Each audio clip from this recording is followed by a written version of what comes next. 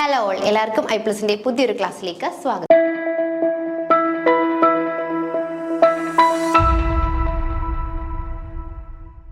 അപ്പോൾ നമുക്ക് ബാക്കി ക്വസ്റ്റ്യൻസ് നോക്കാം. നമ്മൾ ഇനി 20ാമത്തെ ക്വസ്റ്റ്യൻസ് ആണ് ഡിസ്കസ് ചെയ്യാനായിട്ട് പോകുന്നത്. The Ramachandran plot primarily provides information about which of the following aspects of A protein structure. അപ്പം നമുക്കറിയാം പ്രോട്ടീൻ സ്ട്രക്ചറുമായിട്ട് ബന്ധപ്പെട്ട് നമ്മൾ രാമചന്ദ്രൻ പ്ലോട്ട് പഠിച്ചിട്ടുണ്ട്. അപ്പോൾ ഈ ഒരു രാമചന്ദ്രൻ പ്ലോട്ട് ആദ്യം നമുക്ക് തരുന്ന ഇൻഫോർമേഷൻ എന്തെന്നാണ് ചോദിച്ചിട്ടുള്ളത്.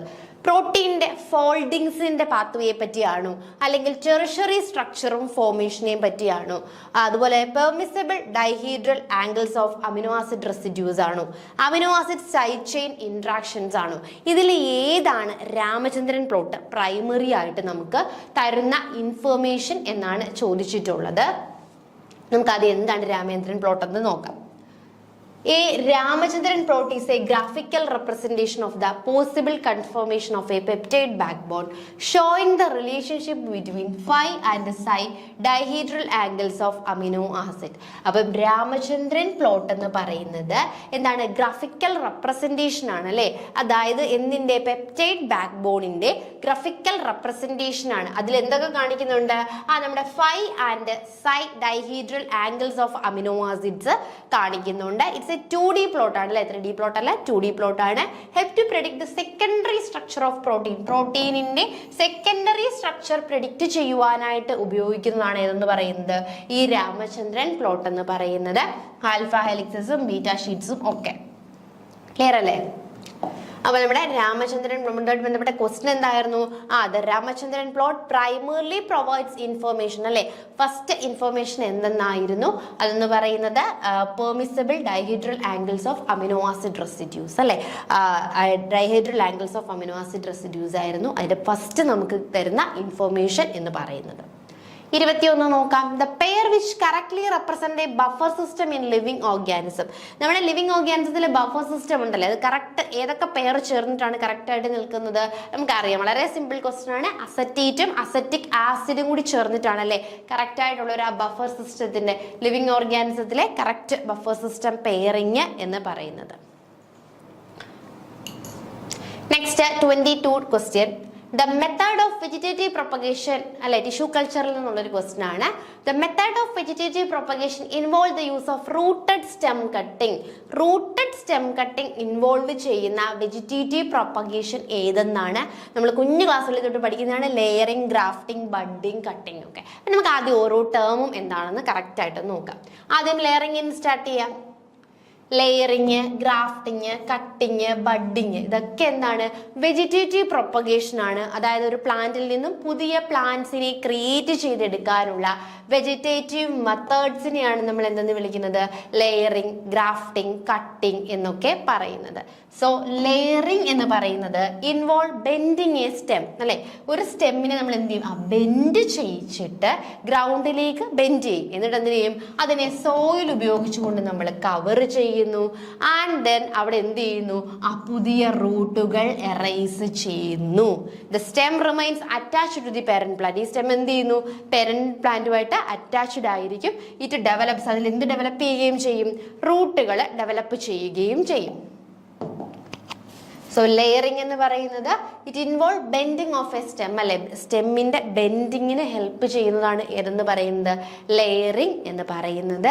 അത് എന്ത് ചെയ്യുന്നു? മെയിൻ ആയിട്ട് down the ground and cover it soil so that new Roots can grow. പുതിയ സോയിൽ അല്ലെ റൂട്ട്സ് ആ സ്റ്റെമ്മിൽ നിന്ന് ഗ്രോ ചെയ്യുകയും ചെയ്യും. നെക്സ്റ്റ് ഗ്രാഫ്റ്റിംഗ് എന്ന് പറയുന്നത് ജോയിനിങ് ആണ് അല്ലെ? ഗ്രാഫ്റ്റ് ചെയ്ത് വെക്കുക നമ്മൾ ചെയ്യുന്നത്. അതായത് ജോയിനിങ് പാർട്ട് ഓഫ് ഡിഫറെന്റ് പ്ലാന്റ്സുകൾ അല്ലെ?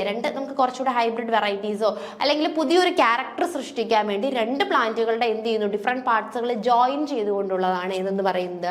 ഗ്രാഫ്റ്റിംഗ്. എന്നിട്ട് രണ്ടിനും എന്ത് ചെയ്യും? സിംഗിൾ പ്ലാന്റ് ആയിട്ട് മാറ്റും. അതായത് ഇപ്പോൾ രണ്ട് പ്ലാന്റിന്റെയും എ എന്നും ബി എന്നും പറയുന്ന ഈ രണ്ട് പ്ലാന്റിന്റെയും ക്വാളിറ്റി ആർക്കാണ്? പുതിയതായിട്ട് ഫോം ചെയ്യുന്ന സി എന്ന് പറയുന്ന പ്ലാന്റിന് അവിടെ കാണും. നെക്സ്റ്റ് കട്ടിംഗ് ആണ്. കട്ടിംഗ് എന്ന് പറയുന്നത് involves cutting A stem from A plant അല്ലേ? കട്ടിംഗ് നമ്മളൊക്കെ യൂഷ്വലി ചെയ്യുന്നത് സ്റ്റെം കട്ടിംഗ് ഉണ്ടല്ലേ? സ്റ്റെം കട്ട് ചെയ്ത് വെക്കുന്നു, അതെന്ത് ചെയ്യുന്നു? പുതിയ പ്ലാന്റ് ആയിട്ട് ഗ്രോ ചെയ്യുകയും ചെയ്യുന്നു. റോസ് പ്ലാന്റ്സ് ഒക്കെ എന്ത് ചെയ്യുന്നു? ഈ കട്ടിംഗ് വഴിയാണ് കോമൺ ആയിട്ട് ഗ്രോ ചെയ്യുന്നത്. നെക്സ്റ്റ് ഇപ്പം നമ്മുടെ കറക്റ്റ് ആൻസർ എന്താണ്? The method of vegetative propagation involve the use of rooted stem cutting അല്ലെ. റൂട്ടഡ് ആയിട്ടുള്ള സ്റ്റെം കട്ടിങ് എന്ന് ഏതാണ്? ലെയറിംഗ് ആണ്. ലെയറിംഗിൽ ആ സ്റ്റെമ്മിനെ നമ്മൾ ബെൻഡ് ചെയ്യിച്ച് അതിലെന്ത് ചെയ്യുന്നു? സോയിൽ ആഡ് ചെയ്ത് കൊടുക്കുന്നു. അപ്പോൾ അവിടെ നിന്ന് റൂട്ടുകൾ അറൈസ് ചെയ്ത് ന്യൂ പ്ലാന്റ്സ് ആയിട്ട് ഗ്രോ ചെയ്യുകയാണ് ചെയ്യുന്നത്. ക്ലിയർ അല്ലേ? അപ്പൊ 22ാമത്തെ ക്വസ്റ്റ്യന്റെ പ്രോപ്പർ ആയിട്ടുള്ള ആൻസർ എന്ന് പറയുന്നത് എ, ലെയറിംഗ് ആണ്. 23 the method commonly used to produce monoclonal antibodies. monoclonal antibodies produce ചെയ്യുവാനായിട്ട് യൂസ് ചെയ്യുന്ന ടെക്നിക്ക് ഏതെന്നാണ്. അപ്പോൾ നമുക്കിവിടെ കുറേയധികം ടെക്നിക്കുകൾ ഉണ്ടല്ലേ. Immunoprecipitation, ELISA, hybridoma technology, western blot, ഇതിൽ ഏതെന്നാണ് ചോദിച്ചിരിക്കുന്നത്. So the method commonly use to produce monoclonal antibodies അല്ലെ. മൊണോക്ലോണൽ ആന്റിബോഡീസ് പ്രൊഡ്യൂസ് ചെയ്യാനായിട്ട് യൂസ് ചെയ്യുന്ന കോമൺ ടെക്നിക്കുകൾ ഏതെന്നാണ് ചോദിച്ചത്. അപ്പം ഇത് ഓരോ ടൈം ഒന്ന് മനസ്സിലാക്കുക അല്ലേ. അങ്ങനെ മനസ്സിലാക്കിയെങ്കിൽ മാത്രമേ നമുക്ക് ഏതാണെന്ന് മനസ്സിലാവൂ. അല്ലാതെ വെറുതെ ഇതാണ് ആൻസർ എന്ന് പറഞ്ഞു പോയിട്ട് കാര്യമില്ലല്ലോ. സോ നമുക്ക് ആ ഓപ്ഷൻസ് ഓരോന്നും മനസ്സിലാക്കാം. ചിലപ്പം അടുത്തൊരു എക്സാമിന് ഇതിൽ ഏതെങ്കിലും ഒരു ഓപ്ഷൻ റിലേറ്റഡ് ആയിട്ടുള്ള ക്വസ്റ്റൻ ആയിരിക്കും ചോദിക്കാൻ സാധ്യത. അപ്പം അതുകൊണ്ട് നമുക്ക് ഓപ്ഷൻ മനസ്സിലാക്കി തന്നെ പോവുക. ഫസ്റ്റ് എന്ന് പറയുന്നത് immuno precipitation. A laboratory technique used to isolate and purify proteins or other molecules from a mixture. ഒരു മിക്സ്ചർ ഓഫ് മോളിക്യൂൾസിൽ നിന്നും പ്രോട്ടീൻ മോളിക്യൂൾസിനെയോ അല്ലെങ്കിൽ അതർ മോളിക്യൂൾസിനെയോ പ്യൂരിഫൈ ചെയ്ത് സെപ്പറേറ്റ് ചെയ്ത് ഐസൊലേറ്റ് ചെയ്തെടുക്കുന്നതാണ് ഇമ്മ്യൂണോ പ്രസിപ്പിറ്റേഷൻ എന്ന് വിളിക്കുന്നത്. Using antibodies that specifically bind to the target molecule. അവിടെ എന്ത് യൂസ് ചെയ്യും? ആന്റിബോഡീസിനെ യൂസ് ചെയ്തുകൊണ്ട് കറക്റ്റ് ആയിട്ടുള്ള പ്രോട്ടീൻസിനെയോ അതർ മോളിക്യൂൾസിനെയോ എന്ത് ചെയ്യുന്നത്? നമ്മൾ സെപ്പറേറ്റ് ചെയ്തെടുക്കുന്ന ആ ഒരു ടെക്നിക്കിനെയാണ് നമ്മൾ ഇമ്മ്യൂണോ പ്രസിപ്പിറ്റേഷൻ എന്ന് പറയുന്നത്. Next Elisa. എലിസ എന്ന് പറയുമ്പോൾ a laboratory technique that is used to detect and quantify specific antibodies or antigens in samples അല്ലെ. ഒരു ഡയഗ്നോസ്റ്റിക്സ് ടെസ്റ്റ് ആണ്. നമുക്കറിയാം എയ്ഡ്സിന്റെ ഒക്കെ ഡയഗ്നോസ് ചെയ്യാനുള്ള ടെസ്റ്റ് ആണ്. ഇതിൽ ചെയ്യുന്നത് എന്താണെന്ന് ചോദിച്ചു കഴിഞ്ഞാൽ സ്പെസിഫിക് ആന്റിബോഡീസ് അല്ലെങ്കിൽ ആന്റിജൻ സാമ്പിൾസിനെ ഒരു സാമ്പിളിൽ നിന്നും ഡിറ്റക്ട് ചെയ്യുകയാണ് ചെയ്യുന്നത്. അപ്പോൾ ഇമ്മ്യൂണോ പ്രസിപ്പിറ്റേഷൻ എന്ന് പറയുന്നത് ആന്റിബോഡീസിനെ യൂസ് ചെയ്തുകൊണ്ട് നമ്മൾ എന്ത് ചെയ്യും? പ്രോട്ടീൻസിനെ ഒരു മിക്സ്ചറിൽ നിന്നും പ്രോട്ടീൻസിനെയോ അല്ലെങ്കിൽ അതർ മോളിക്യൂൾസിനെയോ സെപ്പറേറ്റ് ചെയ്ത് പ്യൂരിഫൈ ചെയ്തെടുക്കും. ഈ ആന്റിബോഡീസ് അതിന്റെ പ്രോപ്പർ ആയിട്ടുള്ള മോളിക്യൂൾസിൽ പോയി ബൈൻഡ് ചെയ്യും. അങ്ങനെയാണ് നമ്മൾ സെപ്പറേറ്റ് ചെയ്തെടുക്കുന്നത്. ഇനി എലിസ ഉണ്ടല്ലേ. എലിസ എന്ന് പറയുന്നത് എമ്യൂണോ എൻസൈം ലിങ്ക്ഡ് ഇമ്യൂണോസോർബന്റ് അസേ എന്നുള്ളതാണ് എലിസ എന്ന് പറയുന്നത്. ഈ ഒരു ടെക്നിക്ക് നമ്മൾ എന്തിനു വേണ്ടിയാണ് യൂസ് ചെയ്യുന്നത്? Quantify specific antibodies or antigen in A samples അല്ലെ. ഒരു സാമ്പിൾസിൽ നിന്നും നമുക്ക് സ്പെസിഫിക് ആയിട്ടുള്ള ആന്റിബോഡി ആന്റിജൻസിനെ ഡിറ്റക്ട് ചെയ്യാനായിട്ടാണ് നമ്മൾ എലിസ യൂസ് ചെയ്യുന്നത്. Hybridoma technology. നെക്സ്റ്റ് എന്താണ്? ഹൈബ്രിഡോമ ടെക്നോളജി ആണ്. Fusing antibody producing B cells with cancer cells to create hybrid cells. ഇവിടെ നമ്മൾ എന്ത് ചെയ്യുന്നു? ഫ്യൂസിങ് ആന്റിബോഡി പ്രൊഡ്യൂസ് ചെയ്യുന്ന ബി സെൽസിനെ ക്യാൻസർ സെൽസുമായിട്ട് ഫ്യൂസ് ചെയ്തിട്ട് ക്രിയേറ്റ് നമ്മൾ എന്ത് ചെയ്യുന്നു? ഒരു ഹൈബ്രിഡ് സെൽസ് ക്രിയേറ്റ് ചെയ്യുന്നു. That produce large quantities of single specific antibodies. Single specific ആയിട്ടുള്ള മൊണോക്ലോണൽ ആന്റിബോഡീസ് അവിടെ പ്രൊഡ്യൂസ് ചെയ്യപ്പെടുന്നു. അതായത് ആന്റിബോഡി പ്രൊഡ്യൂസ് ചെയ്യുന്ന ബീറ്റാ സെൽസും ബി സെൽസും അതുകൂടാതെ ക്യാൻസർ സെൽസും കൂടി കമ്പൈൻ ചെയ്തിട്ട് ഹൈബ്രിഡ് സെൽസ് ക്രിയേറ്റ് ചെയ്യുന്നു. That produces large quantities of single specific antibodies ആയിരിക്കും പ്രൊഡ്യൂസ് ചെയ്യുന്നത്. Next Western blot. A laboratory technique that use to detect and analyse specific proteins അല്ലെ. ഒരു സാമ്പിൾ നിങ്ങൾക്ക് തരാണ്. ആ സാമ്പിളിൽ നിന്നും പ്രോട്ടീൻ മോളിക്യൂൾസിനെ ഡിറ്റക്ട് ചെയ്യുന്നതിനുള്ള ടെക്നിക്കാണ് ഏതെന്ന് പറയുന്നത്? Western bloat. അതിൽ നമ്മൾ ആന്റിബോഡീസ് യൂസ് ചെയ്യുന്നുണ്ട്. പക്ഷെ നമ്മുടെ ക്വസ്റ്റ്യൻ എന്തായിരുന്നു? പ്രോപ്പറായിട്ട് the method used to produce monoclonal antibodies. Monoclonal antibodies produce ചെയ്യുവാനായിട്ട് ഉപയോഗിക്കുന്ന ടെക്നിക്ക് എന്ന് പറയുന്നത് ഹൈബ്രിഡോമ ടെക്നോളജിയാണ് അല്ലേ. ഹൈബ്രിഡോമ ടെക്നോളജി ആയിരുന്നു റൈറ്റ് ആയിട്ടുള്ള ആൻസർ എന്ന് പറയുന്നത്. അപ്പൊ ആദ്യം നമ്മൾ പറഞ്ഞത് ഇമ്മ്യൂണോ പ്രസിപ്പിറ്റേഷൻ എന്ന് പറയുന്നതാണ് ആ പ്രോട്ടീൻ മോളിക്യൂൾസിനെ ഒക്കെ ഒരു ആന്റിബോഡി മോളിക്യൂൾ ഉപയോഗിച്ചുകൊണ്ട് പ്രോട്ടീൻ അല്ലെങ്കിൽ ഏതൊരു മോളിക്യൂൾസിനെയും സെപ്പറേറ്റ് ചെയ്യുന്ന മെത്തേഡ്. അതിനുശേഷം എലിസെ ഉണ്ട്, എൻസൈം ലിങ്ക്ഡ് ഇമ്മ്യൂണോസോർബന്റ് അസ്സേ ആണ് എലിസെ. അതെന്താണ് നമ്മുടെ ആന്റിബോഡി ആന്റിജൻ ഇന്ററാക്ഷൻസ് അല്ലെങ്കിൽ അവയെ സാമ്പിളിൽ നിന്ന് അനലൈസ് ചെയ്യുന്നു. അതൊരു ഡയഗ്നോസ്റ്റിക് ടെസ്റ്റ് ആണ്. നെക്സ്റ്റ് ഹൈബ്രിഡോമ ടെക്നോളജി ആയിരുന്നു നമ്മൾ മോണോക്ലോണൽ ആന്റിബോഡീസ് പ്രൊഡ്യൂസ് ചെയ്യുന്നത്. വെസ്റ്റേൺ ബ്ലോട്ട് ലാസ്റ്റ് ഓപ്ഷൻ എന്തായിരുന്നു? പ്രോട്ടീൻ മോളിക്യൂൾ തന്നിരിക്കുന്ന സാമ്പിളിൽ നിന്നും പ്രോട്ടീൻ മോളിക്യൂൾസിനെ സെപ്പറേറ്റ് ചെയ്യാനാണ് നമ്മൾ വെസ്റ്റേൺ ബ്ലോട്ട് യൂസ് ചെയ്യുന്നത്. നെക്സ്റ്റ് ക്വസ്റ്റ്യൻ നോക്കാം. The major histocompatibility complex MHC class 1 molecule present antigen to which type of immunocell? The major histocompatibility complex അല്ലെങ്കിൽ നമ്മുടെ MHC കോംപ്ലക്സിൽ ക്ലാസ് 1 മോളിക്യൂൾസ് ഉണ്ടല്ലേ, അത് present class 1 molecule present antigens to which type of ഇമ്മ്യൂണോസെൽസുമായിട്ടായിരിക്കും അത് എന്ത് ചെയ്തിരിക്കുന്നത്? പ്രസന്റ് ആയിട്ടുള്ളത്. T helper cells, cytotoxic cells, B cells, natural killer cells. ഇതിൽ ഏതാണ് കറക്റ്റ് എന്ന് നമുക്ക് നോക്കാം. The major histocompatibility complex അല്ലെങ്കിൽ MHC is a group of genes. എന്ന് പറഞ്ഞാൽ എന്താണ്? ഒരു കൂട്ടം ജീൻസ് ആണ് അല്ലേ, ഒരു ഗ്രൂപ്പ് ഓഫ് ജീൻസ് ആണ് that play crucial role in the immuno system. Immuno സിസ്റ്റത്തിൽ ഒരു ക്രൂഷ്യൽ റോള് പ്ലേ ചെയ്യുന്ന ഒരു കൂട്ടം ജീനുകളെയാണ് നമ്മൾ മേജർ ഹിസ്റ്റോകോമ്പാക്റ്റബിലിറ്റി കോംപ്ലക്സ് എന്ന് പറയുന്നത്. അപ്പൊ എന്താ MHC എന്ന് ചോദിച്ചു കഴിഞ്ഞാൽ it's a group of genes അല്ലേ, ഒരു കൂട്ടം ജീനുകൾ. അത് എന്ത് ചെയ്യുന്നു? അത് play crucial role in immuno system. നമ്മുടെ ഇമ്മ്യൂണോ സിസ്റ്റത്തിൽ ഒരു ക്രൂഷ്യൽ റോൾ പ്ലേ ചെയ്യുന്ന കുറേയധികം ജീനുകളുടെ കൂട്ടമാണ് ഏതെന്ന് പറയുന്നത്? MHC എന്ന് പറയുന്നത്. ഈ MHC മോളിക്യൂൾസ് എന്തിനാ സഹായിക്കുന്നതെന്ന് ചോദിച്ചു കഴിഞ്ഞാൽ നമ്മുടെ ഇമ്മ്യൂണി സിസ്റ്റത്തിൽ നമ്മുടെ ബോഡിയുടെ സെൽസും ഉണ്ട്, അതുകൂടാതെ പുറത്തുനിന്ന് വരുന്ന ഫോറിൻ സെൽസും ഉണ്ട്. അപ്പൊ നമ്മൾ എന്ത് ചെയ്യണം? അതിനെ തിരിച്ചറിയണം അല്ലെ, സെൽഫ് ഏതാ നോൺ സെൽഫ് ഏതാന്ന്. സെൽഫിനെ അറ്റാക്ക് ചെയ്യാൻ പാടില്ല, നോൺ സെൽഫിനെ പോയി അറ്റാക്ക് ചെയ്യണം. അപ്പൊ അങ്ങനെ തിരിച്ചറിയണം അല്ലെ. അപ്പൊ ആ തിരിച്ചറിവിന് സഹായിക്കുന്നതാണ് ഏതെന്ന് പറയുന്നത്? നമ്മുടെ MHC എന്ന് പറയുന്നത്. MHC എന്ന് പറയുന്നത് ഒരു ഗ്രൂപ്പ് ഓഫ് ജീൻസ് ആണ്.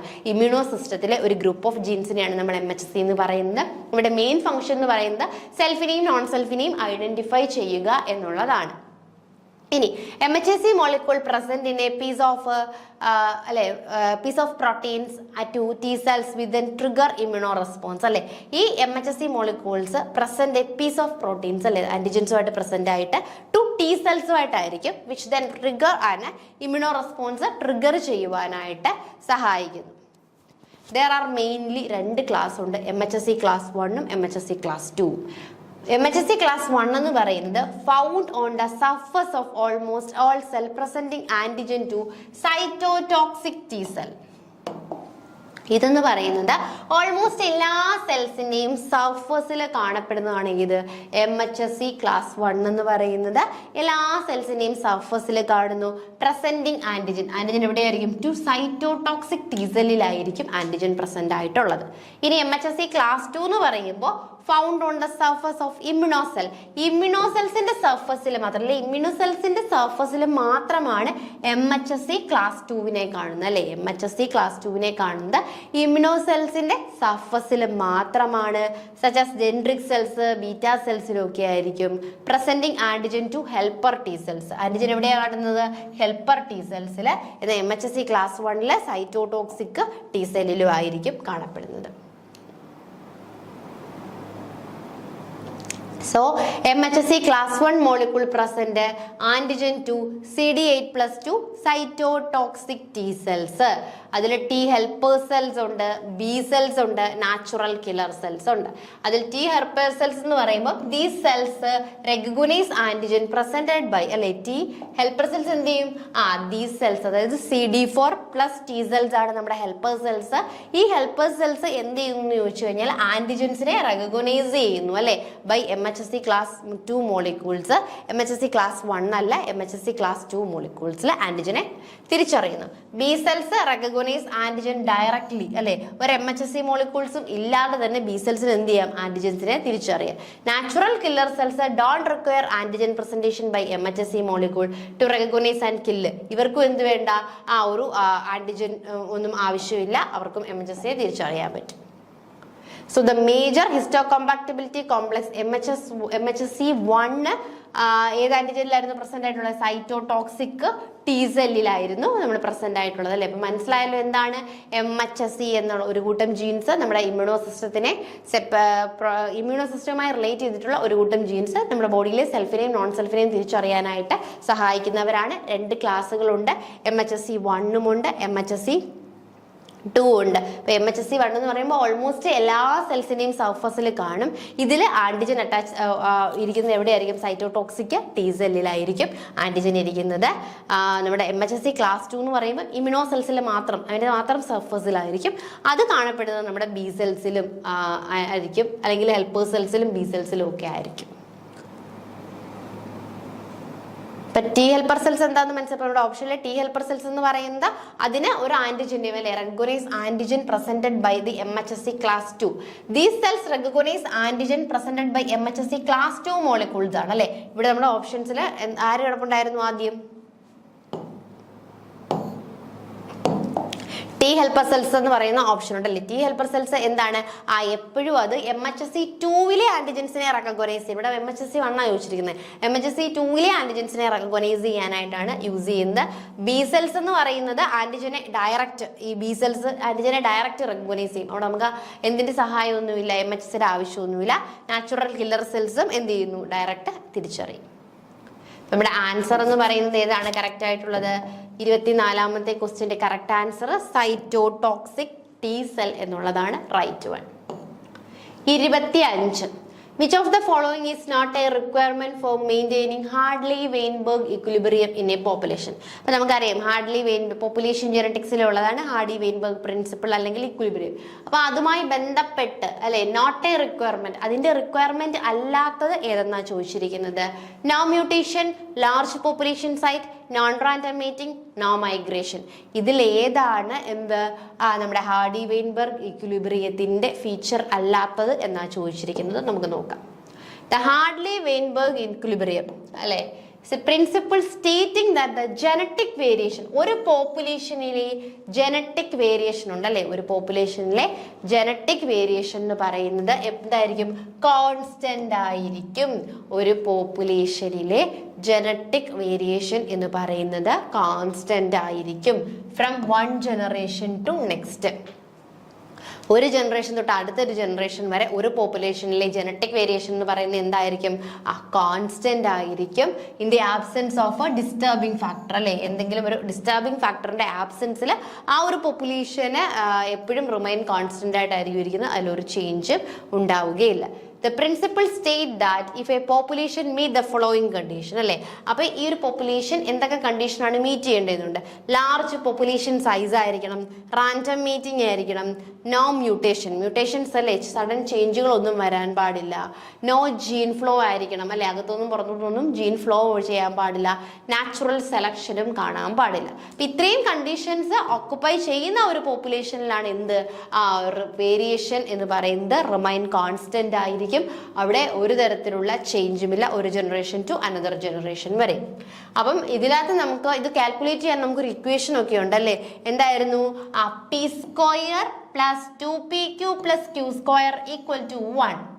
ഇതാണ് നമ്മുടെ ഇക്വേഷൻ. ഇവിടെ പി അല്ലെങ്കിൽ എന്താണ്? ഇതൊരു ജീനോടൈപ്പ് ഫ്രീക്വൻസി. ഇനി അലീലിന്റെ ഫ്രീക്വൻസിയിലാണെങ്കിൽ p plus q equal to 1. ഇതാണ് ഇക്വേഷൻ. ഇവിടെ പിയും ക്യൂ എന്ന് പറയുന്നത് 2 അലീൽസിന്റെ ഫ്രീക്വൻസീസ് ആയിരിക്കും. P square q square 2pq എന്നൊക്കെ പറയുന്നത് എന്താണ്?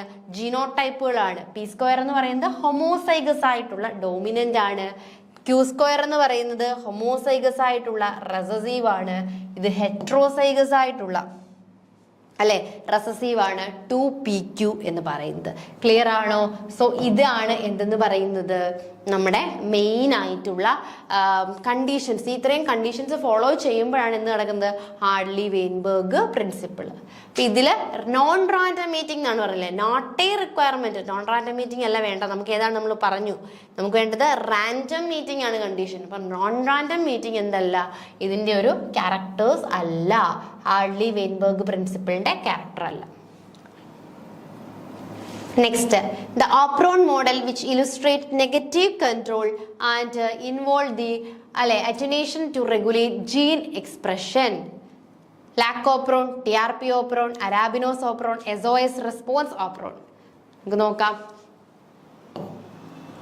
അപ്പം ഈ ജെനറ്റിക്സിൽ ഓപ്രോൺ എന്താ ചെയ്യുന്നതെന്ന് ചോദിച്ചു കഴിഞ്ഞാൽ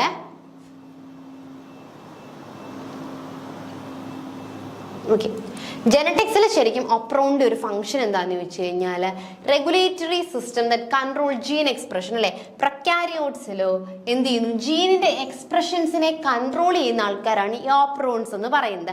മെയിൻലി 2 തരമാണ് ഓപ്രോൺ ഉള്ളത്. പോസിറ്റീവ് ഓപ്രോൺസും ഉണ്ട്, നെഗറ്റീവ് ഓപ്രോൺസും ഉണ്ട്.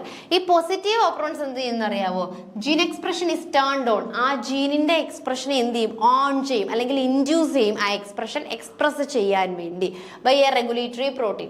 This regulatory protein is an activator that help recruit RNA polymerase to the promoter. The opron is usually off until the activator bind to the promoter. അപ്പം ഈ പോസിറ്റീവ് ഓപ്രോൺ എന്ന് പറയുന്നത് അത് ആ ഒരു സിസ്റ്റത്തെ ഫുൾ ടേൺ ഓൺ ചെയ്തിട്ട് എന്താക്കി വിടും, ജീൻ്റെ എക്സ്പ്രഷൻസിനെ എക്സ്പ്രസ് ചെയ്യാനായിട്ട് റെഡിയാക്കും. ഇനി നെഗറ്റീവ് ഓപ്രോൺ ഉണ്ട്. നെഗറ്റീവ് ഓപ്രോൺ എന്ന് പറയുന്നത് gene expression is turned off. അവിടെ ജീൻ എക്സ്പ്രഷൻ എന്തായിരിക്കും, ഓഫ് ആയിരിക്കും ബൈ എ റെഗുലേറ്ററി പ്രോട്ടീൻ. കാരണം ജീൻ്റെ എക്സ്പ്രഷൻ എപ്പോഴും ഓഫ് ആയിരിക്കും. അപ്പോൾ ഓപ്രോൺ എന്ന് പറയുന്നത് ഒരു പെർട്ടിക്കുലർ ആയിട്ടുള്ള അല്ലെ റെഗുലേറ്ററി സിസ്റ്റമാണ് which control the gene expression. പ്രൊക്കാരിയോട്ടിൽ സ്പെഷ്യലി ജീനിന്റെ എക്സ്പ്രഷൻസ് കൺട്രോൾ ചെയ്യുന്നതാണ് ഈ ഓപ്രോൺ എന്ന് പറയുന്നത്. നെഗറ്റീവ് ഓപ്രോൺ ഉണ്ട്, പോസിറ്റീവ് ഓപ്രോൺ ഉണ്ട്. പോസിറ്റീവ് ഓപ്രോൺ ആ ജീനിന്റെ ഫംഗ്ഷനെ ഇനിഷ്യേറ്റ് ചെയ്തു അല്ലെങ്കിൽ അതിന്റെ എക്സ്പ്രഷനെ ഇനിഷ്യേറ്റ് ചെയ്യുകയാണ് ചെയ്യുന്നത്. നെഗറ്റീവ് ഓപ്രോൺ എന്ന് പറയുന്നത് ജീനിന്റെ എക്സ്പ്രഷനെ ടേൺഡ് ഓഫ് ചെയ്യുകയാണ് ചെയ്യുന്നത്. ഇനി നമ്മൾ ചോദിച്ചിരിക്കുന്നത് അറ്റ്യൂനേഷൻ ആണ് അല്ലെ. അറ്റ്യൂനേഷൻ എന്ന് പറയുന്നത് എന്താണ്, it involve the premature termination of transcription. Transcription എന്ന് പറഞ്ഞാൽ അറിയാമല്ലോ, നമുക്ക് DNA-യിൽ നിന്നും RNA ഫോം ചെയ്യുന്നു. ആ ഒരു പ്രോസസ്സാണ് RNA-യുടെ ഫോർമേഷനാണ് ട്രാൻസ്ക്രിപ്ഷൻ. RNA-യിൽ നിന്നും പ്രോട്ടീൻ ഉണ്ടാവുന്നത് ട്രാൻസ്ലേഷൻ. അപ്പം ഈ മെച്ചർ ആവാതെ തന്നെ ആ ട്രാൻസ്ക്രിപ്ഷൻ ടെർമിനേറ്റ് ചെയ്യുന്നതിനെയാണ് നമ്മളെ അറ്റ്യൂനേഷൻ എന്ന് പറയുന്നത്. So the TRP opron is a classical example of an opron that use negative control and attenuation to regulate gene expression.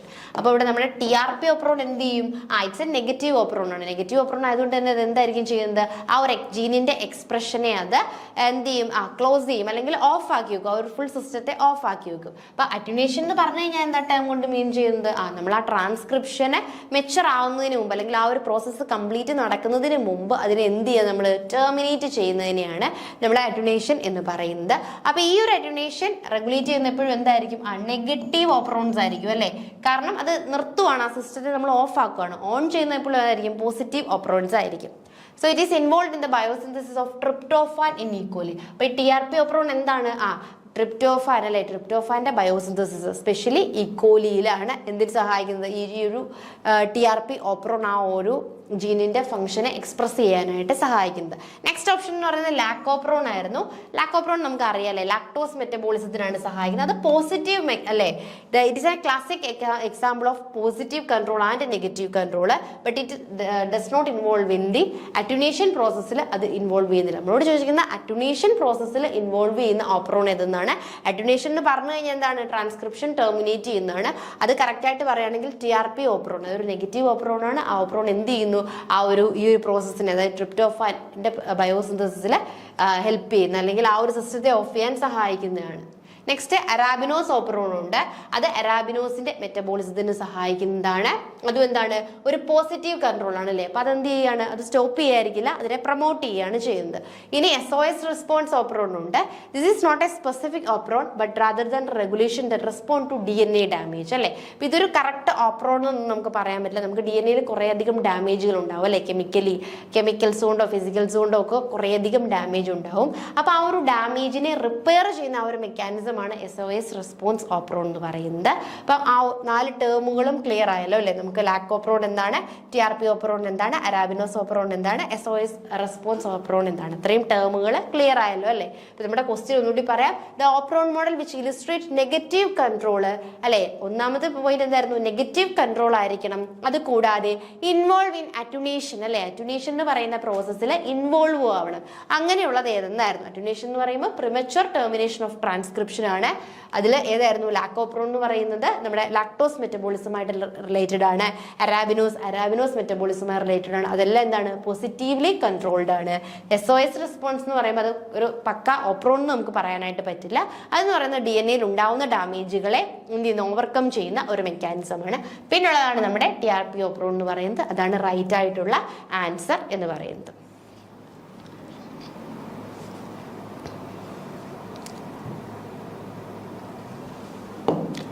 Okay, so നമ്മൾ ഇന്ന് ഡിസ്കസ് ചെയ്ത ക്വസ്റ്റ്യൻസ് എല്ലാവർക്കും മനസ്സിലായെന്ന് വിശ്വസിക്കുന്നു. നെക്സ്റ്റ് ക്ലാസ്സിൽ നമുക്ക് അടുത്ത ക്വസ്റ്റ്യൻസ് ഡിസ്കസ് ചെയ്യാം. Thank you.